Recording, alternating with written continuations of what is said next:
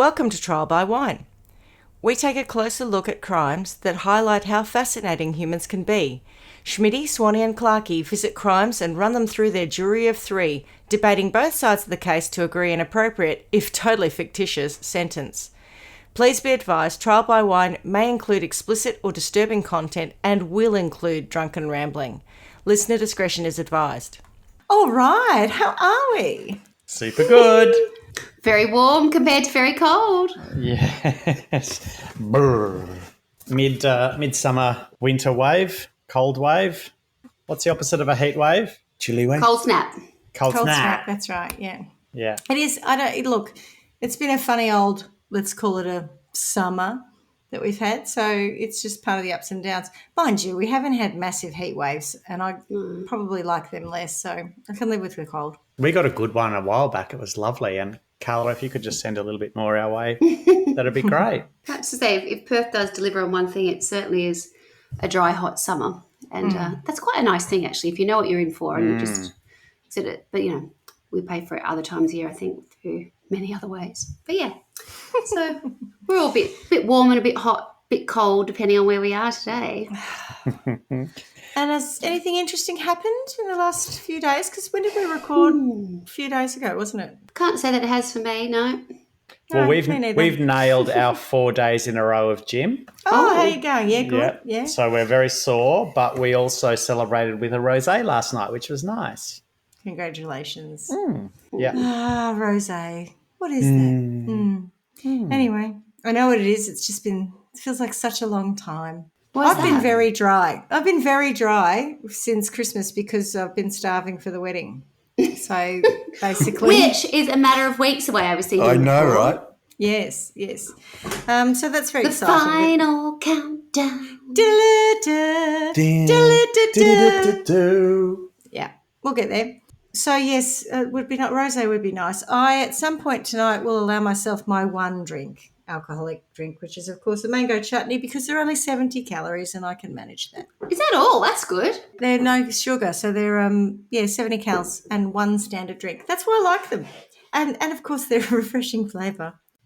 Oh, but I did that. I bought some other stuff that was like, I remember after I'd been to some concert and I was raving about the margarita, and then I thought, oh, that's not too bad. Then I gave it to someone else and went, it's just sugar. Yeah, that's right. Yeah. Shocking. But, you know, in the context of being at a concert and being excited, it was fabulous. Got it home and I went, this is a bit shit. And then the other things I bought, which were a low-cal seltzer or whatever else, that's just like chemical warfare to drink that stuff. I was like, so they're all down the bottom fridge, not moving.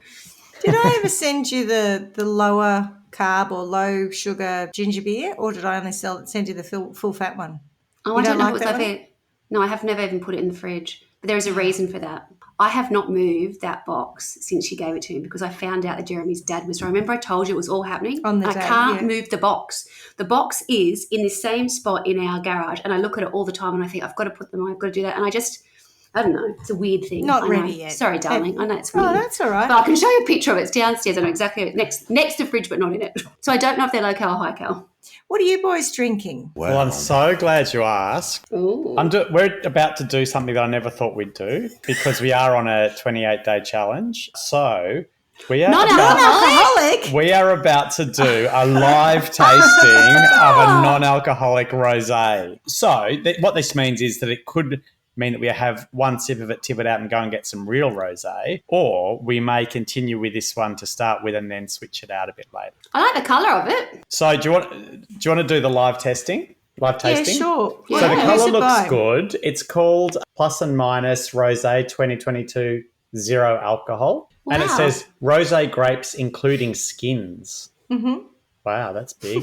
This rosé has less than 0.5% alcohol by volume, similar to the level found in some fruit juices. Jesus, get your kids smashed on fruit juice. Here we go. How does it, not asking for the actual price, but how does it compare to like alcoholic rosé? This one was More or $10. less? This one was $10, but Okay. we did while we were shopping. We did see a Squealing Pig lower alcohol rosé that had 5% rosé in it, and that was $16. Sorry, 5% rosé, 5% alcohol in it, Alcohol, yeah. and that was $15 a bottle. Sorry, $16 a bottle, which was actually more than the Squealing Pig full strength. So I thought Really? that's interesting. Probably Yeah. takes them a bit more to produce it because they have to whatever they do with it, boil it up to get the alcohol off or whatever it is. Sift it out. That's not value for money though for me, you know. If just because it takes them more to process, that's not my problem. I've had quite a few non-alcoholic wines, and as you know, I was going through my non-alcoholic spirit phase, and I find that they taste all right, but what's the point? Because I don't actually drink alcohol for its taste. Correct. That's exactly right. It's funny because I'm here. That's So like, I don't here think I've ever goes. had non-alcoholic wine. No, here goes. Why bother? I wonder if it's sweet. Doesn't smell very nice. I'll give it that. Oh, is that right? Second smell, a little bit better. Here we go. First taste.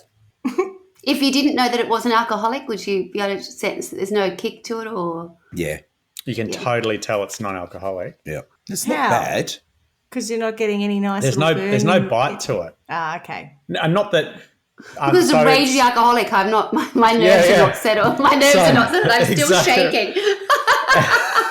It's got a lot of flavour at the front of the mouth, but not much. In the palate. No finish. No finish, yeah. So Oh, I think I just it learned tastes something. like fruit juice, effectively. Okay. Ah, right, got it. All right. Well, I have a Yeah, feeling I know you where know. that's going to go. That's No, a we're- nice starter. We're just We're skull certainly it. not having the first sip and tipping it out, so we'll Okay. persevere with it and see how we Okay, go. cool. How about you two? What are you gals drinking? I'm drinking a mother. And I'm drinking a very predictable coconut sugar. That's my third for the day. I know that on the can it says have one a day, but it also doesn't assume that you're eating nothing. So, hey, How many? What's your limit? 3. Does that do something like get your heart racing so you metabolize No. faster and lose more weight? Or you just drink it because you love it? No, it'd be the same as someone drinking 5 or 6 cups of coffee a day. It gives me a little bit of an energy boost so that so when I start to flag, I feel a little bit more. Does it have recovered. calories? It does. It's got 14 calories. That's why I Whoa. switched to Mother's. that Oh, doesn't no, count. I'm wrong. I'm wrong. Sorry. 11 calories. Ah. And Well, that's another, 9 you can budget on today?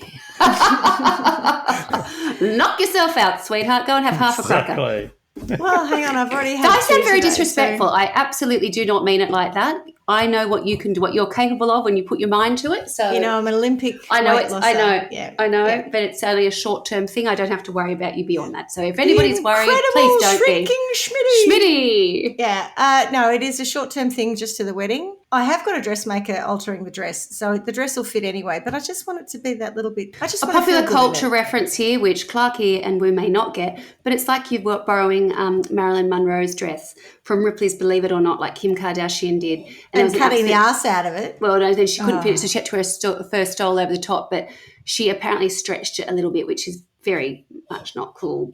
She should never have had it on if that was going to happen. I thought she cut the ass out of it. Like I thought it was adjusted. No. She Oh, wasn't she allowed just to touch stretched it.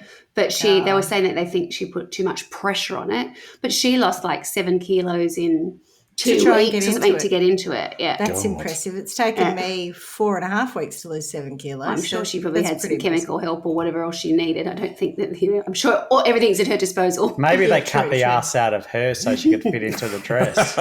It's funny that you should say that because I don't think she has the same bum that she used to. Yeah, They all right. their figures change so much. There's a lot of jiggery pokery that goes on there. I'm sure it's not I'm always never what sure you're if born it's with. real in the first place. Like, you know, It's not. sometimes. A lot of it's not. No, I don't mean as in it's padded with, like, surgically. I mean, some of it's literally the actual clothing has got enhancements. You know, like in drag, how in drag queens have Yeah. the breastplates at the front and then they've got bum pads and that sort of stuff to fill themselves out to give them more of a curvaceous woman figure. I wonder sometimes when you see the pictures of her where her ass is so unnaturally large that you just think there's no way well, I mean, I can't speak to it, but I've been born with a naturally large ass, right? Large. Large Marge. My ass is enormous, right? And so I can't imagine making it even bigger than that would be what I would consider attractive. No. Or know, even right? gainly. Like I walk in, we're in this new house, in the ha that we have, in the middle toilet where they've put the toilet paper. When I stand up, I knock the toilet paper off every single time with my large ass. And I'm like, seriously, it's Well, not that- made for someone like me. At least you know Sir Mix-a-Lot's anaconda would want some. Absolutely. Because That's you've right, got yes. buns, hun. I do. All right. So who are we? I'm Schmitty. I'm Swanee. And I'm Clarky. And together we are... Trial by non-alcoholic wine. And who's going to tell us a little story today? Well, if you'd like, I can tell you one. Oh, I'd love Please do. that. Yeah? It's been a while. I feel like it's been a while since you've told us a story, Clarky. Oh, I can't remember. Really? But I do recall a while back telling you that because Stuart and I were going on a cruise. Like remember it's we did the cruise cruise? It's cruise month. I- Yeah, cruise cross. Yeah.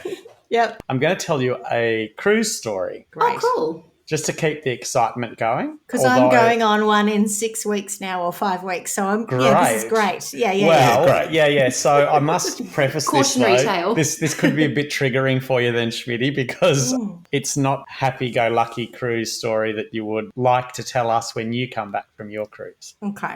All right. Okay? I've just put my life jacket on. Yeah, smart, Swanee. You might want to put yours on too. This is the story of Dianne Brimble, and you may or may not have heard of this, but it's one that I recall from at the time, and it's very sad. So, my sources are Wikipedia, of course, 9news.com.au, the Adelaide Advertiser, sydneymorningherald.com.au, Daily Telegraph, abc.com, International Cruise Victims. Oh, spoiler alert. Sorry, I should laugh. I don't want there was going to somebody be don't want to be featured on that one. Yeah, that's right. Exactly right. Brisbane Times, and there is also a cruisepassenger.com.au article entitled How Mark Brimble Made Cruising Safer for Women. Is that an irony? Anyway. Well, I will get to that. So I think it depends on your perspective. Okay. Bear in mind, cruisepassenger.com.au seems to be a website put out by the cruise industry, from what I could gather. I could be wrong, but So it's completely unbiased. it just let's just say it has a different perspective. Right. Okay. Dianne Elizabeth Brimble was born on the 10th of April 1960. She married her first husband, Mark, and together they had 2 sons. After their divorce, she found a new partner, David Mitchell, and they had a daughter, Talia. They lived in Brisbane, and she was described by friends and family as a prudish woman. Prudish. Prudish woman, yes. Oh. And just to be sure, to be clear, not David Mitchell from English comedian fame, who's also a bit prudish, actually. Yeah, Very. no. Well, so this David Mitchell wasn't described as prudish, but his partner, Dianne Wife Brimble, was, was. okay. Yeah. Brimble. Is it like Grimble? Brimble with a B. Brimble. Oh, sorry, Brimble. Yeah. Brimble. Yes. So in the late 90s, she decided that she'd take Talia on a cruise. So she scrimped and saved for 3 years and managed to get together the $4,400 fare for a cruise on the P&O liner Pacific Sky. Is that for 2 people? Well, yeah. So it's for the 2 of them, but they went with others. because it costs 4 or 5 per person now. But I'm thinking in the late 90s to now that the actually hasn't gone up that much when you think about it. No. So in That was a lot of money in the late 90s, though. Yeah. I remember my mates and I looking at going on a cruise, and we couldn't afford anything in like 93, 94 that was above the waterline. So I'm like, we're not going. So once she'd saved the money, they booked a cruise in 2002. And Schmitty, think about how excited you are about your cruise coming up, because I know this is what I've done a lot of. On a day full of promise and expectations, Dianne boarded the Pacific Sky in Sydney with her 12-year-old daughter Talia, her sister Alma Wood, her niece Carrie Ann. Oh, nice. Yeah, all 4 had planned to share a cabin for the 10-day and 9-night cruise to Noumea, Vanuatu and New Caledonia. Done it. That's the one I did. You did it? Not on that liner, but I've done that cruise, yeah. Yeah, right. I mean, I could imagine the excitement, right? You'd be like, Yeah, we're on the best especially if you're doing it with holiday. a girl. That's the one we went on the yeah. solstice. It was amazing. Especially yeah, do it with your auntie and your cousin and your sister. Oh, fab. Lovely. Yeah. Girls Yeah, trip. Woo! Woohoo! Get the cocktails! Woo! Yeah. So this is a story of a victim, several predators, and Oh. a hero. Oh, So that sounds promising. we're about to move on to the predators. So unbeknownst to Dianne, also boarding were a group of 8 men from Adelaide. The 8 men were Mark Wilhelm, Leo Silvestri, Ryan Kuchel, Matthew Slade, Dragon Lossick, Peter Pantic, Luigi Vitali, and Charlie Camburis. Several of the group were connected to bikie gangs or had drug supply convictions. And there is a photo of the 8 men posing for a dockside photo. So they're all sort of there and, photo. And over the shoulder of one of them, unbeknownst to everyone, is Dianne Brimble in the background. Wow. So there's actually a photo of the 9 of them, which doesn't come out until later, but is kind of important in the story.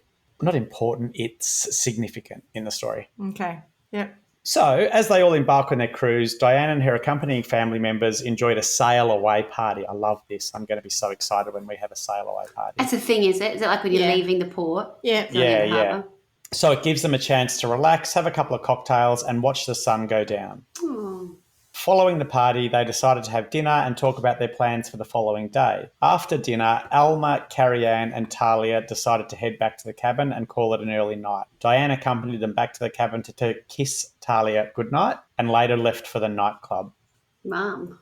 At the nightclub, she met Mark Wilhelm and was seen socialising with him and the other 7 men. Dianne appeared not to have been drinking to excess. However, she was seen stumbling and disoriented when leaving. The following morning, Alma realised that Dianne had not returned to their cabin. At breakfast time, Alma had her paged but was later called to the ship's medical centre where she was told that Dianne had passed away. What? Her naked body had been found on the floor of a cabin occupied by 4 unknown men. What do you mean unknown? Unknown to her? Correct. Right. Yes. Within 24 hours of boarding the cruise ship, Dianne Brimble was found dead in a very suspicious circumstance. The cabin turned out to be occupied by 4 of the men from Adelaide, Mark Wilhelm, Leo Silvestri, Ryan Kuchel and Matthew Slade. An investigation needed to take place, and what followed, and this is just, the phrase just seems inappropriate, but what followed was a comedy of errors in which the ship's purser. I know, right? And what followed was a comedy of errors in which the ship's purser enabled the men to repeatedly contaminate what was essentially a crime scene. Oh. So I'll talk you through the timeline a little bit because it's kind of important. So Monday the 23rd of September 2002, at approximately 5 p.m. in Sydney, Australia, Dianne Brimble boards the Pacific Sky cruise ship and there's a total of 1,500 passengers on board. The next day at about 4 a.m, Dianne is seen leaving the ship's disco with 4 of the 8 men of interest. At approximately 8:30, the ship's emergency paramedics are called to cabin D182 when attempts by 2 of the men to revive Brimble fail. And at 9:03, she is pronounced dead. So that's the 24th. On Thursday, the 26th of September, detectives board the ship while in port in Noumea and begin questioning various witnesses. Whilst Brimble's cabin was sealed for further investigation, the cabin where she was found was not. God, Jesus. Oh, sorry, a bit shocked by that fact. But I was going to ask the question, the detectives who are actually on board, are they from Noumea or are they from Australia and flown to Noumea? Good question. I am not sure, although I do have in my head they were from Australia. Okay. The 4 occupants, Wilhelm, Slade, Kuchel and Silvestri, are moved to another cabin and are allowed to remove their belongings. Unbelievable. The cabin is then cleaned. Oh, shit. Brimble's body is removed from the ship and transported back to Australia. Her family members also disembark. Dianne's ex-husband, Mark Brimble, later said they had failed to preserve the crime scene, they had failed to engage the correct police to investigate the matter, and those police took way too long to gather the brief of evidence. So it took 2 to 3 years for the brief of evidence to be given to the coroner. What? So the inquest could start. I know, right? So toxicology reports later revealed that Dianne had died due to ingesting a combination of alcohol and an overdose of the drug gamma hydroxybutyrate, otherwise known as GHB or fantasy. The amount of drug in her system was 3 times the amount that a recreational user would have used. Mm. How do you take that drug? Does anyone know? So tablets? I'd say it was put in a drink, but anyway. Yeah, I think it can be liquid or tablet. I thought at this point we should just have a quick look at what GHB does because it sort of plays out. So the following effects may begin within 15 to 20 minutes of taking GHB and may last for around 3 to 4 hours. Feelings of euphoria, increased sex drive, lowered inhibitions, drowsiness, tremors, nausea, and diarrhea. Ugh. Oh. Yeah. How would you be? Oh, I feel so sexy. Oh, I just shat myself. I just coughed in me So, I rumpers. feel so horny. I shat myself. What did you just say, Stu? You just I what in just your rump? coughed in my rumpers. I like that. I've never heard that before. Ugh. Doesn't sound good. No. As we said earlier, the brief of evidence took 3 years to complete. So there was an inquest that commenced in 2006, aiming to make sense of what happened on the night. Can I just ask a question? I don't know if you Yeah. know the answer to this. What happens to the people in the interim? Do they just go back to their lives? Yeah, absolutely. Presume so. They're not charged. Yeah. Yeah. No. Yep. Yep. So, and the reason for that is, and the reason for the inquest was to kind of uncover, had Dianne knowingly taken the drugs and gone to the room with Mark, or had he drugged her unknowingly? So there's no kind of evidence that's blatantly obvious that No. she No wasn't one a saw willing her being participant. dragged or No. Yeah. Correct. And so, so it yes, might not be there's a criminal case. correct. Yeah. There's a death that's happened, but if everyone's denying everything, well, it's hard to get evidence. And when the room wasn't sealed, so they could take everything out and it could get cleaned and all that sort of stuff, it makes it very hard.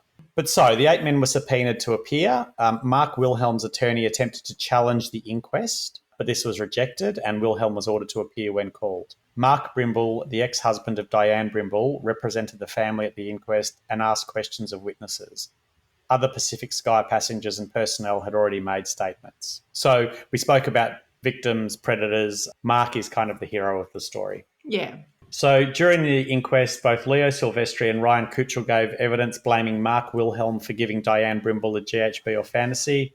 Ryan said that Mark asked Dianne if she wanted some. She asked what the effects were. He said it'll make you 10 times hornier than ecstasy. Ryan Kutchel told the New South Wales Coroner's Court that he had overheard the conversation after Mark Wilhelm brought Dianne Brimble back to the cabin, waking him up. He says he got annoyed and went to visit 4 of his other travelling companions in a nearby cabin. He says Peter Pantic and Dragon Lossick seemed amused by what he told them was going on in his cabin.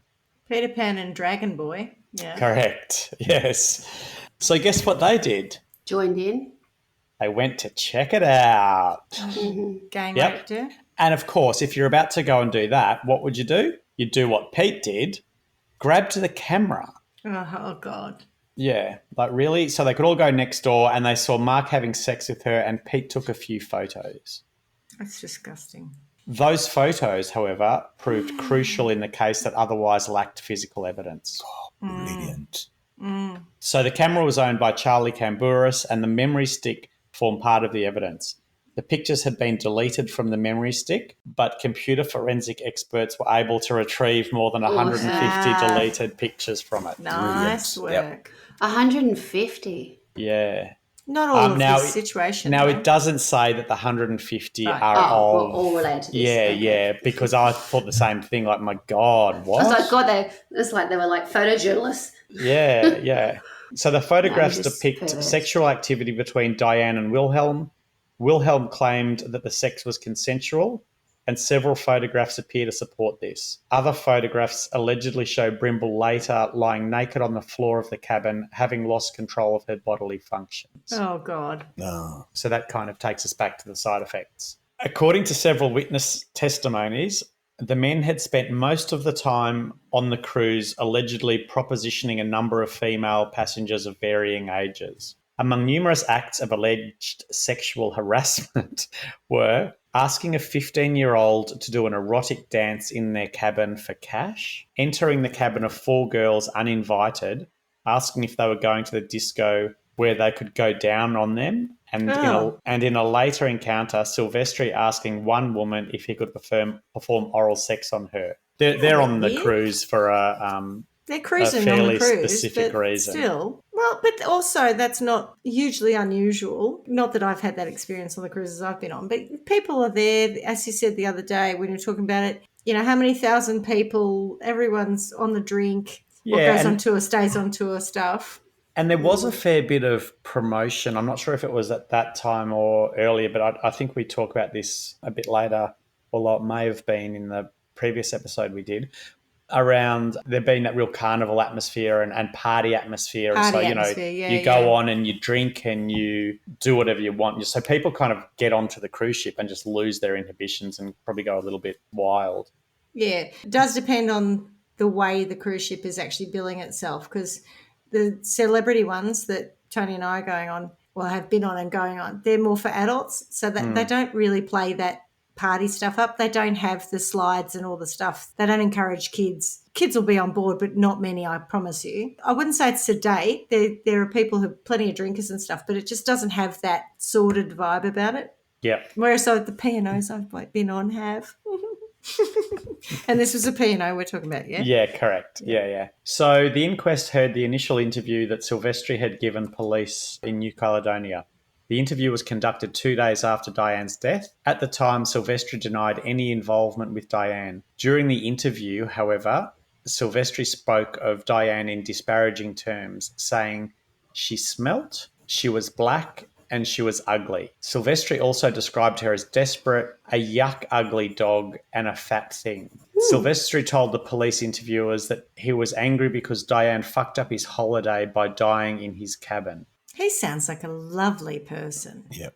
Correct. A-hole. And I'll actually show you a picture of Dianne a bit later because I think none of that is true. Oh, yeah, I looked her up. She's very You pretty. did? Yeah, that's exactly right. Yeah. This man's a repugnant individual, and he's just saying shit like that, disparaging a woman who's died under suspicious circumstances. How's that? She fucked up his holiday by dying in his cabin. Well, maybe he ruined his own holiday by going out on the first night, propositioning women and pushing drugs at them with the rest of his mates. If someone ruined his holiday, it's definitely his mate, if not several of them. According to police witness statements, Silvestri allegedly said to another cruise passenger, Alison McCain, that the bitch is dead, the fucking bitch is dead. Some shit went down last night, some top secret shit. I mean, just sound like top secret shit. bogan. Could you? They are bogans, yeah. Yeah, could you imagine being out somewhere and someone saying that to you? Some shit went down last night, some top secret shit. Like, you'd just turn around and walk off or just sit there pissing yourself laughing at them. The only way I think I would have an interaction with someone like that is if I was walking past the smoking area. I reckon that's where I'd hear it. Yeah. And so to continue on from the top secret shit, and that a woman had died naked on the floor of their cabin. I just don't see... With no remorse, with no Why would you share feeling, that like information? it's just awful. If a naked woman died in your cabin, imagine the reaction you would have versus his reaction. Oh, I'd be devastated. Quality individual. I mean, complete lack of respect for the fact that she's a human and she's dead and whatever, and that he or at least his mates were involved in that. Like, God. Like, she did just wander into your cabin and die on the floor. Correct. It's not like, us living on a farm, some animal walks in and dies and what was the word we had? Has leakage all over the carpet or something and ruins your carpet. You're so ugly. Yeah, you smell. Oh, you ugly animal. But even if it did, you wouldn't respond like that. You'd be like, oh, some poor thing's died. So gross, but I'll clean it up. Some poor thing died. You wouldn't call it top secret shit either. No. God, what a Well, fraud. you'd only call it top secret shit if you knew there was something dubious about Criminal, it. correct. Or if the shit had confidential stamped on it or classified. Classified, yeah. Or top secret. Yes. Yes. More importantly, or top secret. Yes. Several passengers related how Silvestri had told them that the group had considered throwing Brimble overboard. You mean after she passed away? Yep. Right. At least 10 passengers saw Brimble having lost control of her bodily functions, lying unconscious and naked on the cabin floor, including several. So this is once she's dead, because the door's open. There's a bit of chaos. There's a whole lot of people so who people got to walking see past. Yeah. It's very tight. The corridors are very tight. Yeah. Yeah. But I don't think they were walking past. I think they were rubbernecking, trying to see what had happened. See what was going down. Yep. Top Which I think, shit. if something's happened and there's a crowd, you might go and have a look to see what's going on, but then go, ugh. So, at least 10 passengers saw Brimble having lost control of her bodily functions, lying unconscious and naked on the cabin floor, including several women Wilhelm specifically invited into the cabin to see her in that state. Why? Oh.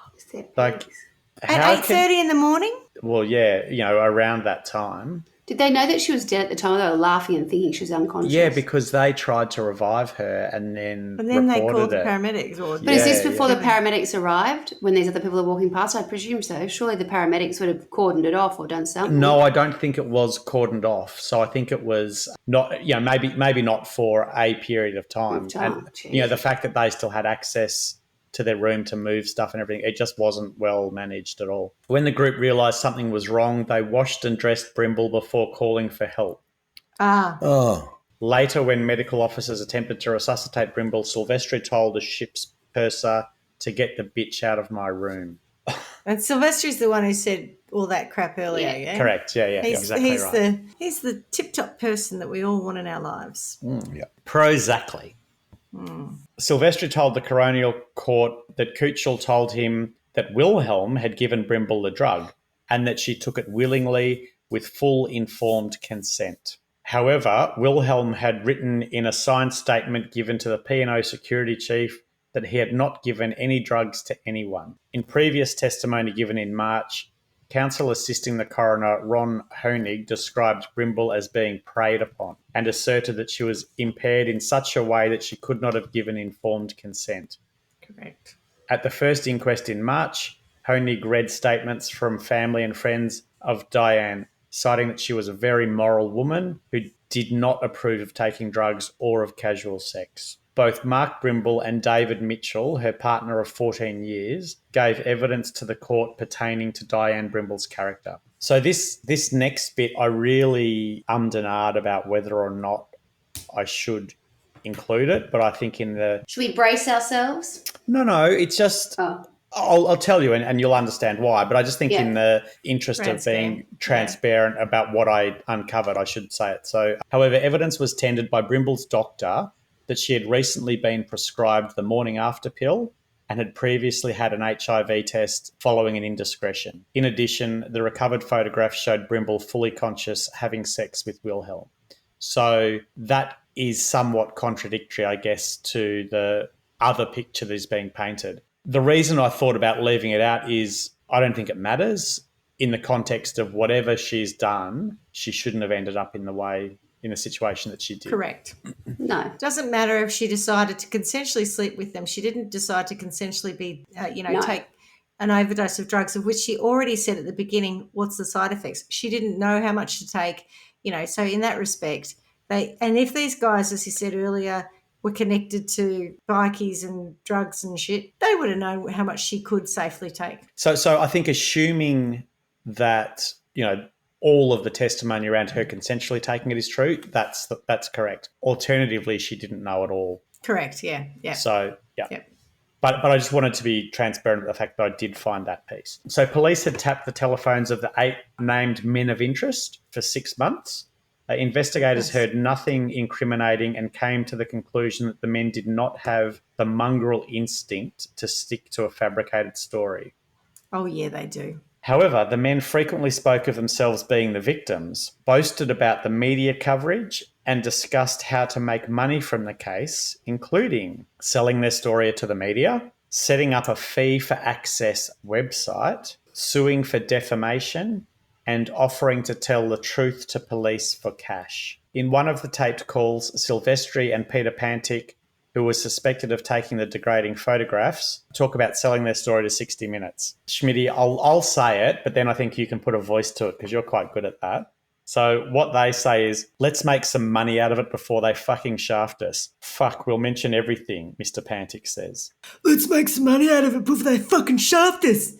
What was the next bit? That's it. Fuck, we'll mention everything. Fuck, we'll mention everything. Yes. That's what I imagine when you're talking about it. I think you nailed it. Yeah. The pair then discuss setting up a website and charging for access before Mr. Pantic suggests offering police a truth deal for $1 million. So 2 things. When they talk about setting up a website where you pay for access, what am I accessing? The photos? Yeah. And the second thing is, I'm going to get $1 million for the truth because we've been lying. Yeah, correct. Or the truth stretching. Well, the truth is stretched. That's right.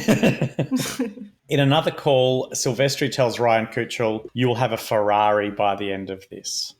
Oh my God. Like, What fucking gangsters. yeah, quality, right? Would be. Yeah. In July 2007, coroner ended the inquest, saying there is enough evidence capable of satisfying a jury that known persons had committed indictable offences. Counsel assisting the inquest, Ron Hoenig, said there was enough evidence to conclude the two unnamed people had committed an indictable offence.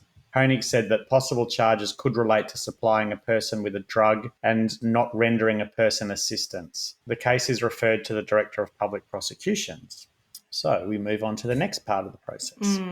So in September 2008, the New South Wales Director of Public Prosecutions announced that Mark Wilhelm, Laterio Silvestri and Ryan Kuchel would face charges over the circumstances of Brimble's death. Wilhelm was to be charged with manslaughter and supplying a prohibited drug, and Silvestri and Kuchel with perverting the course of justice, or alternatively to the lesser charge of hindering the investigation. We're just being disgusting human beings. Well, I think in the context of the fact that he's actually going to be charged, when you look back at the comments he's making about, that bitch ruined his holiday by dying in his room, like, oh, what a pig. So They sound scary, to be perfectly honest. Yeah. They just sound scary to me because they're the kind of people who they Don't value instead human of life. Yeah. the way they view people, things, situations, they don't have a sort of a moral, I don't want to use the word compass, but moral sort of constructs that the average person does. I don't think they live beyond those boundaries. So things like that are just inconsequential to, or consequential in the sense that it might inconvenience them, but it's not. I wonder if much they more than get joy out of operating outside of those boundaries too. that. For So sure. I'm that's, sure a lot of them do. which I think is even worse. It's not like they're operating out of it under sufferance or out of necessity. They're doing it for fun. That and a sort of a camaraderie, I think, that comes with being part of something that, that's what binds them together, I guess, is their unlawlessness. Is that a word? Unlawfulness. Unlawfulness, that's the word I'm after. Dirty, rotten scoundrels. Their criminality is their commonality. Oh, nice. I like it. Oh, that has to go on merch. Yeah. That's very good. In October 2009, a Supreme Court trial of Wilhelm ended with the jury unable to reach a verdict. So that just, I think, speaks to the fact that it's so hard to prove It's just in not the enough absence of evidence. of forensics and stuff, yeah. Yeah. Even though clearly they would not have even brought it if they thought they wouldn't get any form of prosecution. But, yeah, it's very difficult. Yeah. So on the 21st of April 2010, as a second trial began, Wilhelm pleaded guilty to an alternative charge to manslaughter, saying that he had caused Brimble to take the drug. However, in an unusual move, Justice Howie refused to accept the plea, saying, "I cannot allow him to plead guilty to a matter he did not commit, and he did not commit this." Sorry, what? What? Do you want me to read that again? The No, I judge said heard that. it. I just can't understand how a person who wasn't there at the time says, "Oh no, he can't go guilty. He didn't do it." Sorry, based on what? It'd be fine to say if you do you realise that if you plead guilty to this, there isn't enough evidence to prove that you have done it. Yeah. That's one thing, but to say I'm not even going to accept that is. Or I think it's likely that you'll get off, or, I would encourage you to revisit this with your Yeah, speak to your lawyer. legal counsel about that. But I don't even think it's the position of a judge to negotiate what someone pleads. Or throw out a plea Or ignore out it, of yeah. court and just go, no. Wow. I mean, I don't know enough about it. That is shocking to me. So shortly after, Crown Prosecutor Terry Thorpe withdrew the charge of manslaughter against Wilhelm. Justice Howie said he wholly supported the decision to drop the charges because there was no evidence to support the charge. The judge said that the majority of the public believed that Wilhelm should be held responsible for Brimble's death, but that their view had been coloured by prejudice and hysteria. He said that the coronial inquest had been unfortunate because it allowed a great deal of irrelevant material to be exposed to the media. Mr. Wilhelm had no basis to believe that he was in any way putting Miss Brimble's life at risk. He said she was an adult who, on the evidence, voluntarily took the drug knowing what it was. She didn't think it would harm her, neither did Mr. Wilhelm. Wilhelm pleaded guilty to the far lesser charge of supplying a prohibited drug. The judge then recorded a no conviction and applied no penalty for the charge of supplying, stating it's a significant punishment he has already suffered. I mean, he's had his fucking holiday ruined, right? Oh, that's Silvestri. This is Yeah, sorry. Yeah, I ad-libbed. I'm entitled to take into account not only the Wilhelm had his holiday ruined for sure, but he didn't bitch about it. Yeah, correct. I'm entitled to take into account not only the years of public humiliation of the offender, but also the consequences of that on him and his mental health. For hindering the investigation, Kuchel was given an 18-month good behaviour bond, while Silvestri was given a 15-month bond. That's the court sentence.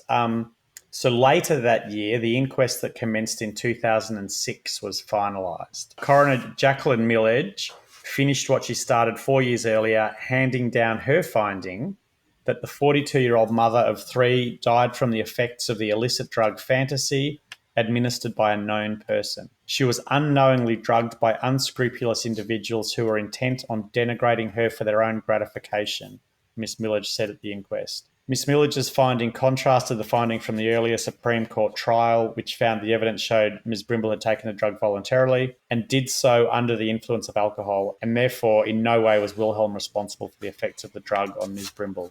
Why did it take her 4 years to get there? Because I think that once they'd realised that there was enough evidence, they kind of halted it and pushed it to the court, and then following that, when it got chucked out, hang on a minute, let's revisit it. However, Miss Milledge said Miss Brimble was on a family holiday and simply would not have taken the drug willingly, only metres from where her young daughter slept.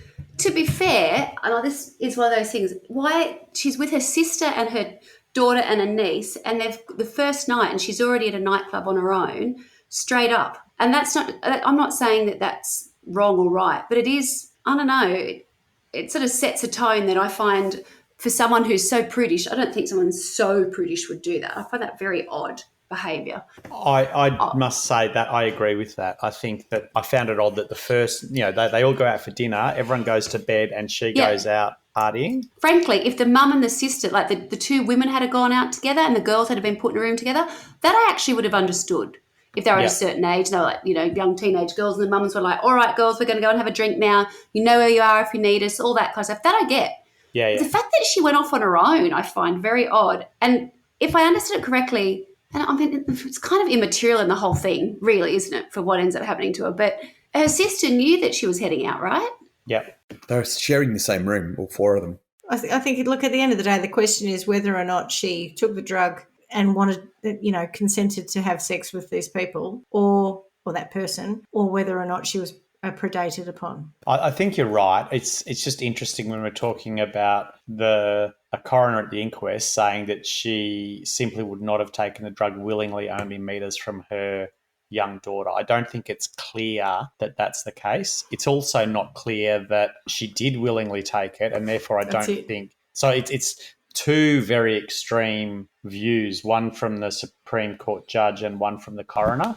And but the coroner hasn't provided evidence that she took it unknowingly. That's my problem, right? The coroner hasn't, or the Supreme? No, the coroner said she would never have done that, but there's no evidence that she didn't do it. No, and I think to Carla's point, the fact that she went out by herself on the first night of the cruise indicates a certain familiarity with going outside of that family unit. It doesn't seem like the act of a prudish woman. It seems like the act of someone who is absolutely up for having fun that night.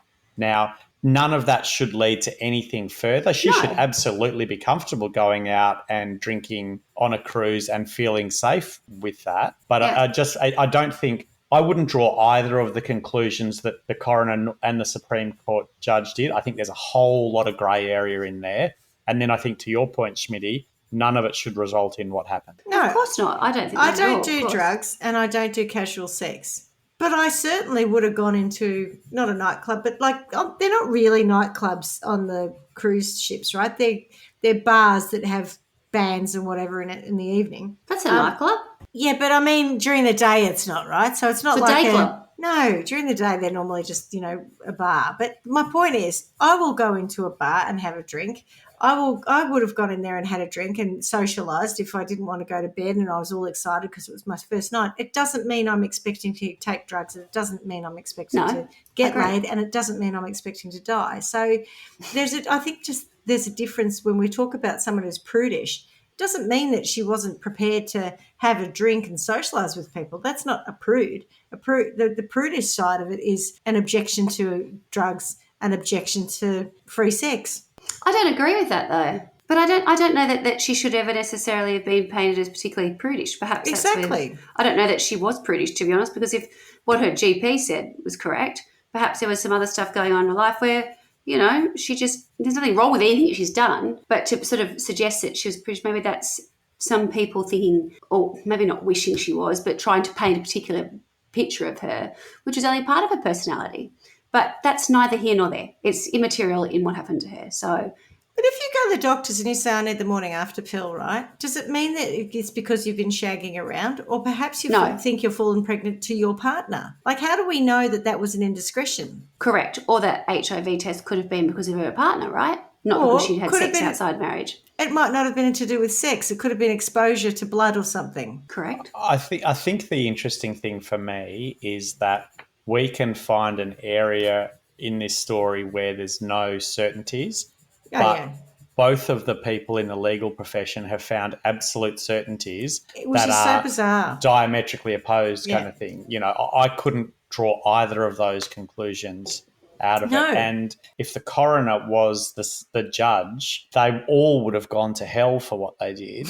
But if the judge was doing the inquest, it wouldn't have even gone to the Supreme Court. So, it's really interesting the way individual views in our legal system can frame the outcome. I'm kind of surprised by that. I wouldn't have thought that would happen. Miss Millage, continuing, she was a person who lived a decent and innocent lifestyle. She had embarked on her holiday with a 12-year-old daughter and other family members, hardly indicative of a woman who intends to cruise, party and engage in a sexual free-for-all. What, because you got your kids with you? Yeah. Well, I don't necessarily agree with that either. I've seen plenty of people play up in plenty of ways, whether their kids are 5 metres away or not, probably worse. Correct. So I don't buy that, actually. I think I was thinking that earlier. I just didn't want to say it. Doesn't, just because you've got a kid doesn't mean you're some angelic kind of on-the-job person all the time.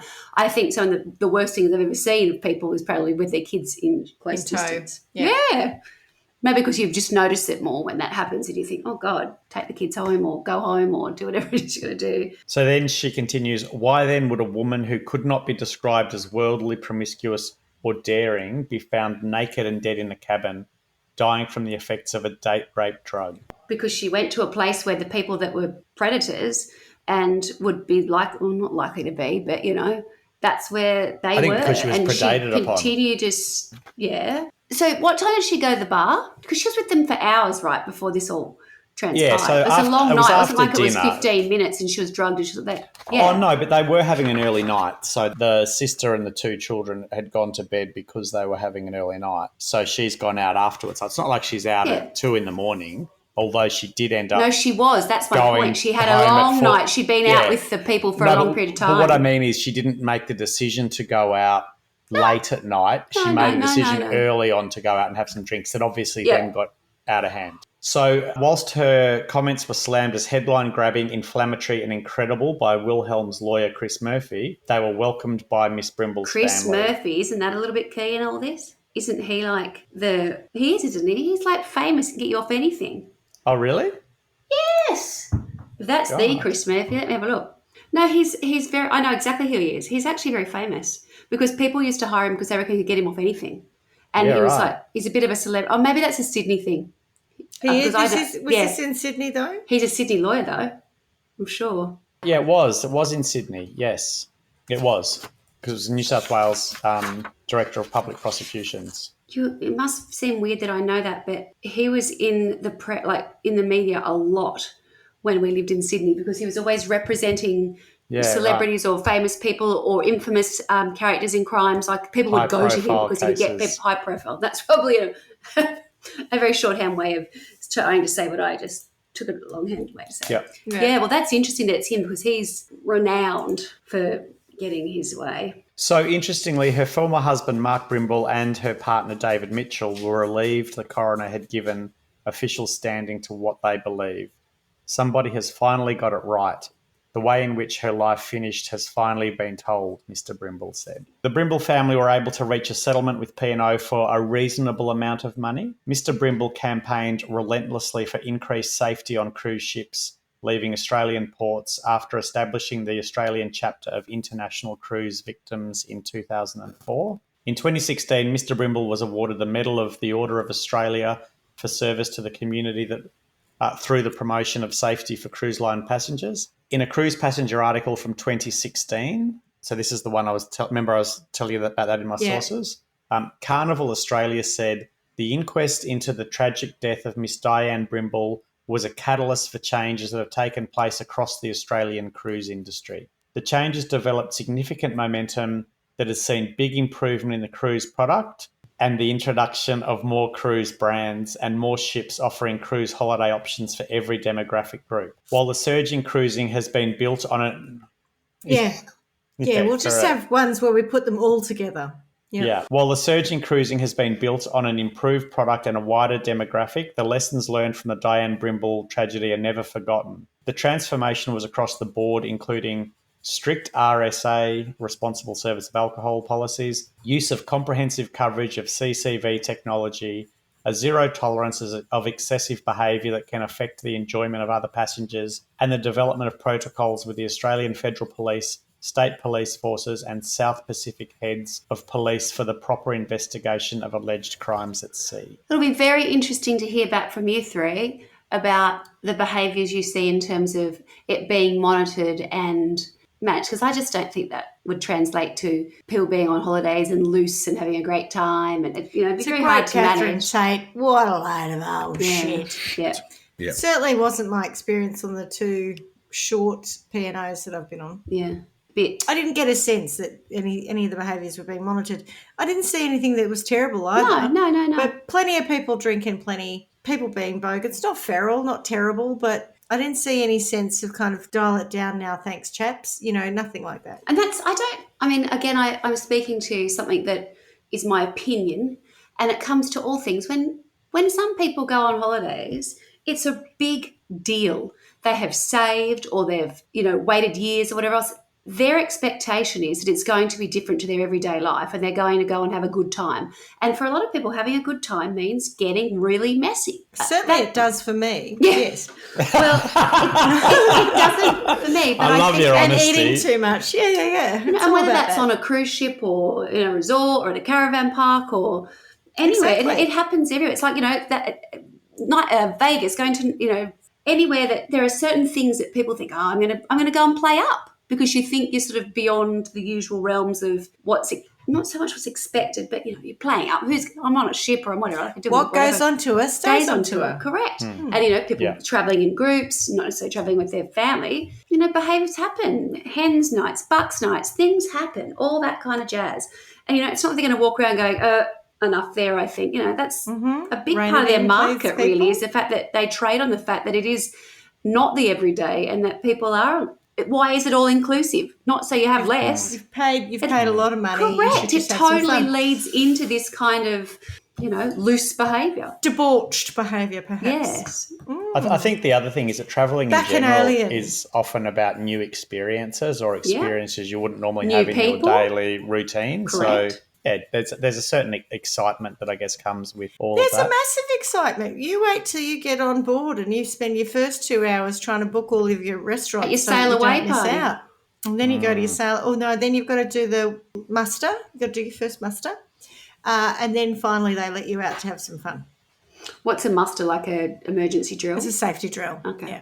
Nothing says that's a good time like that. Well, I suppose it's no different to be on an airplane, isn't it, really? This is what's going to happen in It's case... the same. It's just in that case you're you trying to die. tell 3,500 people all Who at once. excited, yeah. Who When just they want to get tell to the you- bar. Yeah. When the they tell food, you what or to both. do if the boat sinks, do they show the Titanic? No, they don't. No. They're not trying to cause mass panic. All right. So back to the Carnival Australia article. Yeah. So the transformation has made cruising one of the safest holiday choices. The community has supported the direction of the Safer industry's... than what? Forgive me, but what are your choices? What are you comparing it to? Safer than going down the Amazon or something. You know what I mean? I don't know how that statement can hold true. Anyway, sorry for interrupting, Clarky. Ask everyone on the Ruby Princess how safe it was. Precisely. Yeah. The community has supported this direction, and the industry's remarkable growth is testament to its success. Carnival Australia has congratulated Mark Brimble on his Australia Day honour for his contribution to cruise passenger safety. Carnival said Mr. Brimble's advocacy to the industry leadership of Anne Sherry as head of Carnival Australia resulted in the complete transformation of the cruise industry in Australia. Well, there you go. How nice is that? Everything's tidy, all sorted. All problems all are solved. But there's more. However, in 2018, Mark Brimble told the Adelaide Advertiser, nothing has changed. It's probably the most disheartening fact about it. And I don't see how it can in some respects. I laugh at the complete it's all opposites tickety-boo. again. Like, yeah, God. Nah. What a load of old shit, says Mark. Yeah, correct. Out of the 11 recommendations put forward in June 2013 by the Troubled Waters report of the House of Representatives Standing Committee to help prevent a repeat of the tragedy in the future. Do you think a copywriting team came up with that fucking headline or that title? Yeah. Oh, good. Troubled Water. Love it. Yeah. Mark Brimble is the bridge over. on point. Not one has been upheld. The recommendations included, so this was at the time of the article that I was reading, and I'll come back to that a little bit later. So the recommendations included suggesting the government increase efforts to achieve greater passenger safety by introducing CCTV cameras and monitoring, an alcohol responsibility code, and alarm systems to alert guests to a man overboard, as well as a number of protocol reviews. So we now know that some of those things have happened. Mr. Brimble said allocating taxpayer funds for the investigation into her death had been pointless. He feels insulted and devastated by the lack of action after campaigning to make cruises safer following the former wife's death in 2002. Hell, he's not happy. From an advocacy point of view, I'm fearful that this industry is going to become so large and the government is going to be so dependent on it, it will be very difficult to make an objective decision. I wanted to make sure there is a legacy of what we went through. At the moment, it is an unfortunate legacy. A woman died on board a cruise ship in appalling circumstances, and the family was treated so badly, yet nothing has changed. Why is that? I think there are solutions, but I think the Australian government and the cruise line industry have fallen very, very short, far short. In fact, I don't think they've even started to implement anything. Since then, one of the recommendations was introduced in 2018 requiring, Schmitty, you'll love this, cruise ship operators to provide safety information for their passengers. How's that going to stop? Are you guys in training already for your trip? Yeah, I know, right? We're getting the second volume next week. Yeah. If you're offered drugs, what to do? Some cruise ship companies such as Carnival and Royal Caribbean have independently introduced a number of recommendations in Australia, including having CCTV and also a police presence on board. And Royal Caribbean, I think, is the mother of the lines that I referenced earlier, not the P&O, but the Celebrity Solstice, Celebrity. And they are really good. Yeah, and so bearing in mind that that was a Carnival Australia article that I was talking about before, and they are one of the ones who independently introduced a number of recommendations. So some of them have done things, others haven't. And so there's kind of that view of, well, Carnival Australia are going, he's fantastic and it's all better and blah, blah, blah. And he's going, my God, I'm so disappointed. Not necessarily in Carnival or in Royal Caribbean, but I guess in the whole industry. Yeah. So that, my friends, is the story of Dianne Brimble. Poor Dianne. Yeah. What an undignified way to go. Exactly. Even if she was just out for a bit of fun, no one expects to. I'm actually Finish up like shocked that. they didn't try and throw her overboard, because when they started, it was mentioned that someone had talked about it. It kind of is just how incredibly arrogant they were about the whole thing. Yeah. Look, there's a dead bird on the floor. She came here for a root. There you go. She's a dog. She's a this. She's a whatever. Or she ran out and jumped over. Not that bothered. It's not like they even really thought, oh, we've played a hand in this, or who cares? I can't. It's like, well, this is not the first night we were hoping for. Well, it was until it wasn't. There's something about them that just is so blindingly. Well, fucking ruined everything for us. It's exactly right. It We terrifies didn't me. want our holiday ruined. Yeah. Why would we have? I just want to have some fun. Oh, come on, mate. Come on. Get her out of here. Yeah, I just want to have some fun. it was very, very good. It was I have a very. European background myself. That so was very hey. good. That was very good. I think even if she did go onto the cruise with her family and she did go out to drink by herself and she did decide to have drugs that then went on to make her 10 times hornier than whatever, blah, blah, blah, none of it. I don't think she didn't commit suicide. suggested that she wanted to die through that Correct. process. No. And whilst they then say there's photos of the two having sex and it's consensual, I don't know what a drug like that would do. I don't think that you're in your right mind to say Correct. I am actually consenting. I think that's the thing. And, Not when even... you 5 minutes later shit yourself. Like, that can't be right. Correct. And so, if someone's going around taking photographs and you're off your head on drugs, maybe you don't really know what's going on. And Correct. so you can smile for the camera, for want of a better phrase. I don't know how any of that works, but I'm sort of comfortable enough to go, I don't think she ever went out to have drinks that night to end up in that room, in that situation. No, I don't know either.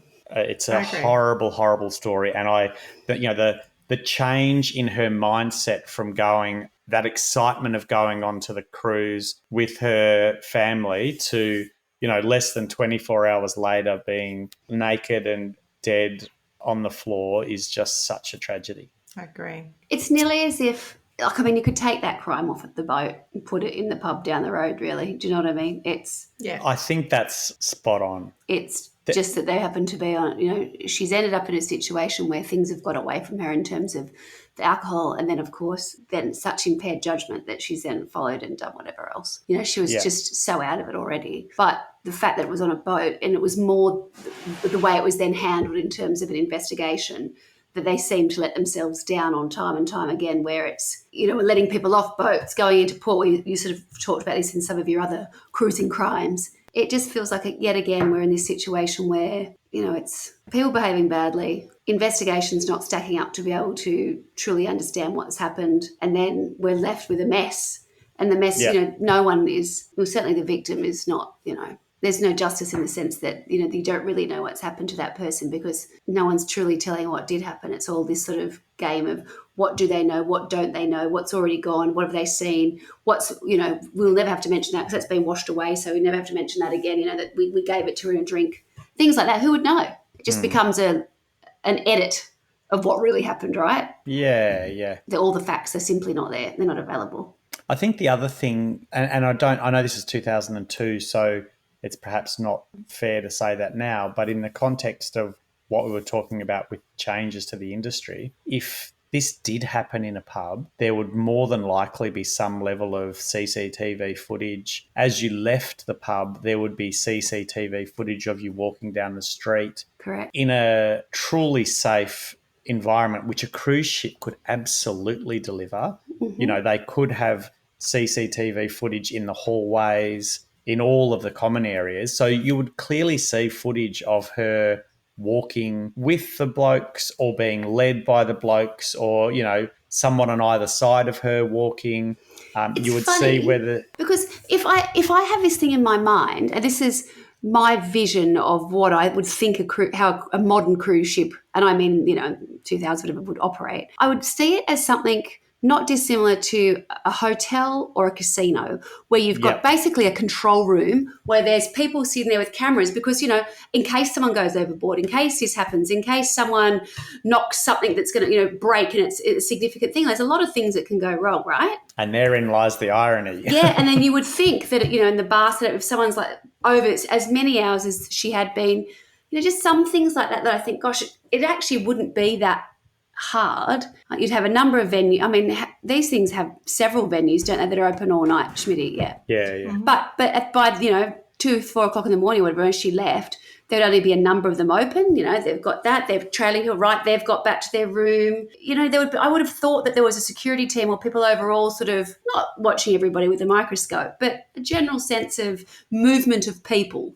And if, a group of 8 bikie-related guys were in any bar, in any place in Australia, generally speaking, there'd be someone going, better keep an eye out on that lot, correct? Yeah. So the fact that was just allowed to sort of percolate over as many hours as it did before she then left with them, that's the kind of thing that in some situations there was just no one there to go, hey, that all good going on there? Little things like that can do a lot. I think the other thing is that the proximity between the bar and where the crime occurs is so close that there's not a lot of opportunity for witnesses or whatnot. But Maybe. if you're walking down a street, and I think back to, the Jill Maher case, which was 2012, there is footage of her walking down the street, and there's actually footage of Her him, killer following Adrian her. Bailey, or whatever his name is. Yeah, so, there is some proof there of what happened. Yeah. Why couldn't that be the case in a cruise ship in a common area?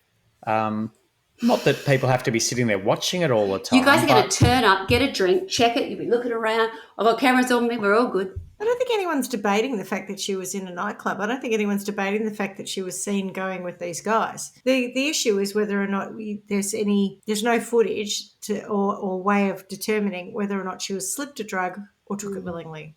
And also how willingly she went with them from the bar Once to you've the taken room. the drug, I really don't think that you've... But what I'm saying is, You're if in there your right were, mind. if you saw the footage, is she walking independently of them? Is she being led by them? Has she got someone on either side? I think been out that's plenty of times. Pistis of Newton, people have held me up when I'm stumbling around. Sure, but it doesn't but mean if that there's mean me any ill intent. No, but I think in the context of this story, if I looked at it and saw that she was walking by herself, I would be more inclined to go, she's going willingly. Yes, still possibly drugged.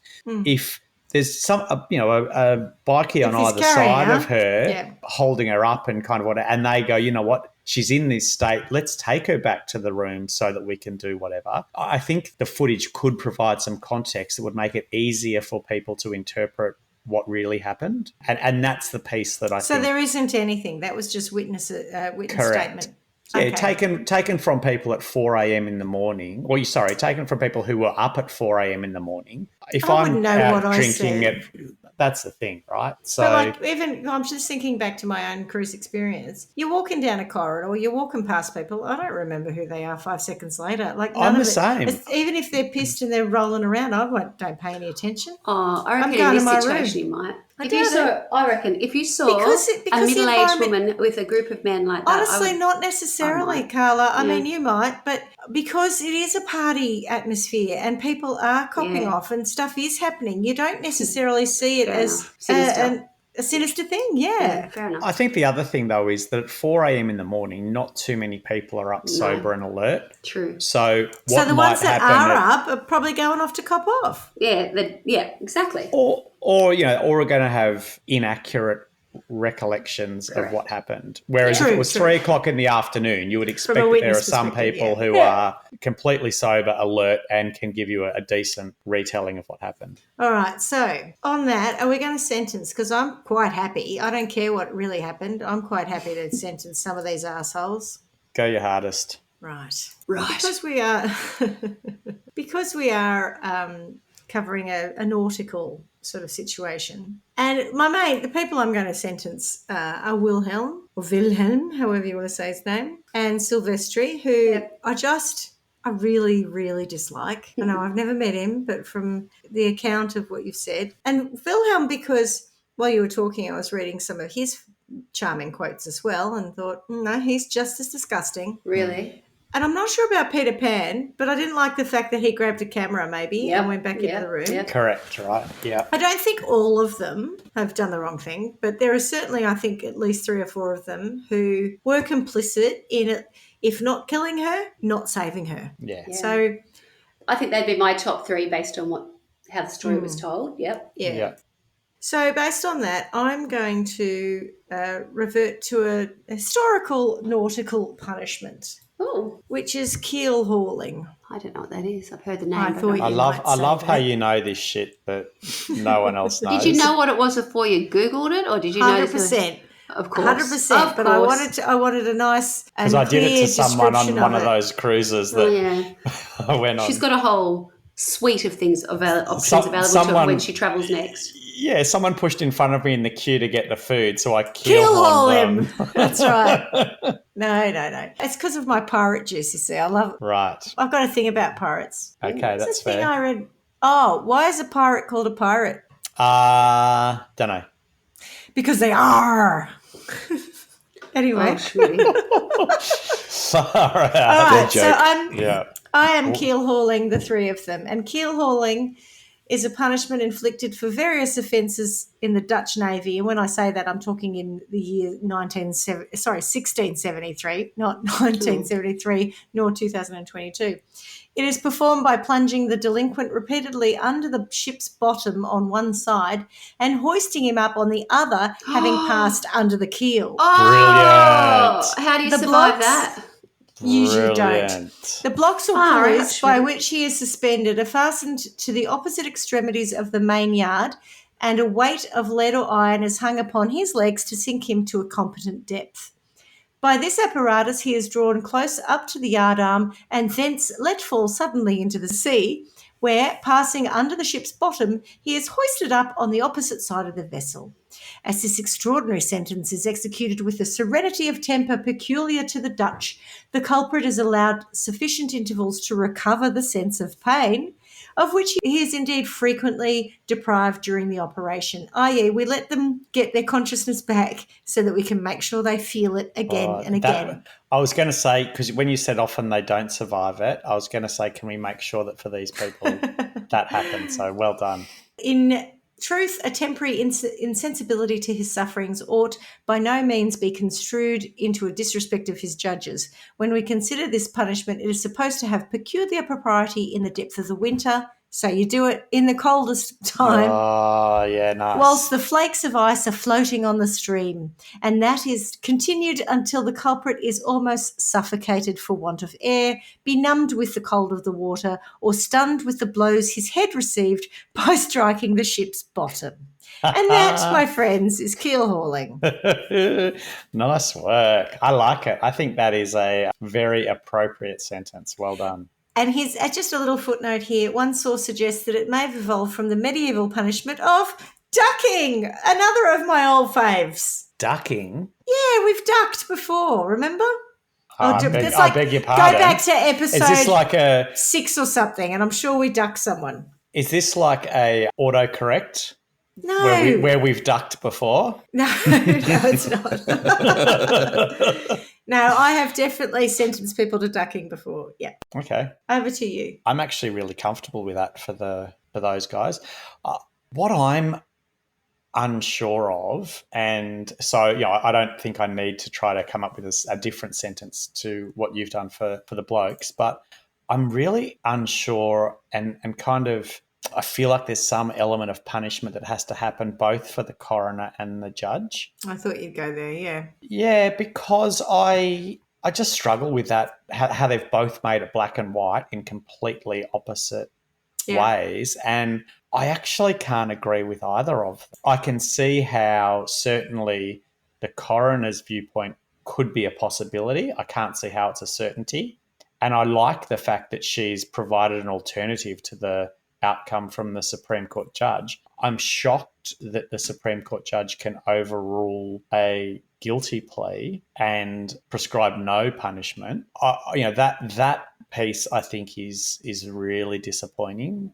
And maybe they haven't done anything wrong. I just feel like that's morally not correct. And I would like to think that the system doesn't operate like that. That said, we've had chats before around evidence that should and shouldn't be allowed in, and perhaps so much of the evidence was not relevant to the case, and it creates a certain stereotype that therefore leads to someone being guilty.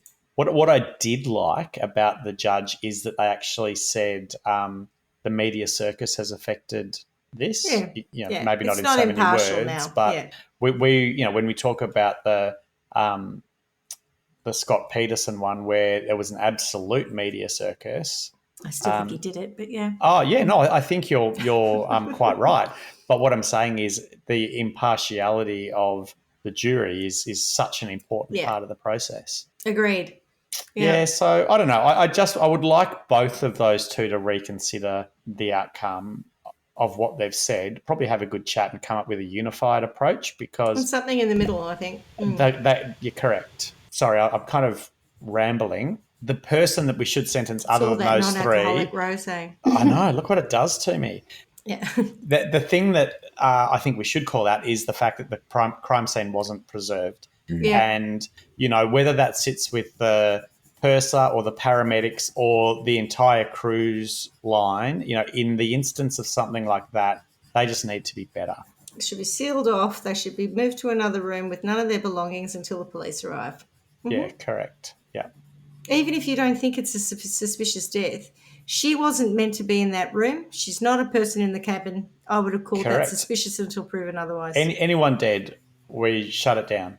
No, you can't go back and get your belongings. And All right. Swanee. What I was thinking I might do is I'm going to stick with the three that you had originally talked about. So Wilhelm, Sylvester, and I couldn't remember PP's name. What was his name? Peter Pan. Peter Pan, yep. So PP. Peter Pan Japanus or something And- stupid. Yeah. Pantic, I think. Because we don't truly Panties. know what happened. Peter Panties. And we have to go with what we do know. And what we do know are the words that these men have uttered and the things that they've said that they did do. That's why I'm keel hauling them. Yeah, which I think is fabulous. What I thought I'd do, I thought I'd sort of revert back to another one of Clarky's cruising crimes. And remember we talked about the dirty pipe? Oh, Yes. Magic pipe. magic pipe, that's it. Brilliant. Whoopsie-daisy. Yes. So I think, given that these chaps are so easy to be able to demean Dianne, they think she's smelly and ugly and big or whatever it is. I love it. It's all things where they didn't have, there wasn't an attraction, there was no interest other than to totally use and abuse her, really, at best, right? What I happened? believe Wilhelm said something along the lines of, I wouldn't have, if I hadn't been on the drugs myself, I wouldn't have even looked twice at her. And I don't doubt that. And they thought no one would know, no one would see it. They just had this woman who was in a bar who they were able to take advantage of. And Any holes a goal. correct, that's exactly right. And I think based on that, I would think that in one way that I could make these people feel this dirty, smelly, ugly and demean would be to get them working on the magic pipe of the boat.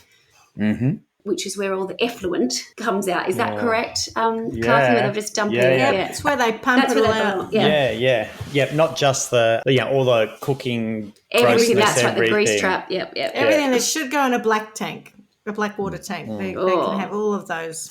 Yeah. So I just think, they have no qualms in, just there was no good intention in anything that they did. I'm not sure that, no one, I don't think they tried to kill her, but when it all went terribly wrong, again, it was a massive inconvenience for them, and they were like, "Oh God!" So that's what's so disgusting is the way they've talked about this woman afterwards. Yeah, that's what really bothers me. Actually, like, if it was a circumstance where I met some person somewhere and this sort of thing happened, they died, I don't think I would be talking about them ruining my holiday or what a fat bitch they were or whatever. Like, I'd just be like, wouldn't you it go, was just an awful thing. Isn't she on board with her child? She told us that at the bar, oh my God, this has gone terribly wrong. She's had drugs and it's gone terribly wrong. Yeah.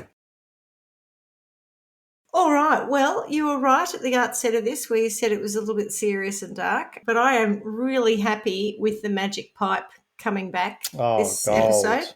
Yeah. Pay that one, Swanee. Good job. So, good one, Clarky.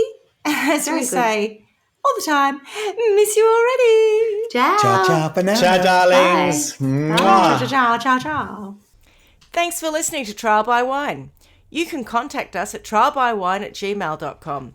Please rate, review, and subscribe to Trial by Wine on Apple Podcasts or wherever you get your podcasts.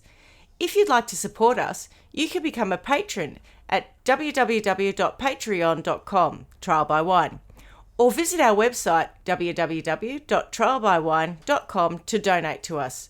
Your support will help us cover many more cases and apply wacky sentences. We really appreciate you listening and hope you tell everyone about us. Our cover art is by John Christo and music is by Beauchamp from pixabay.com.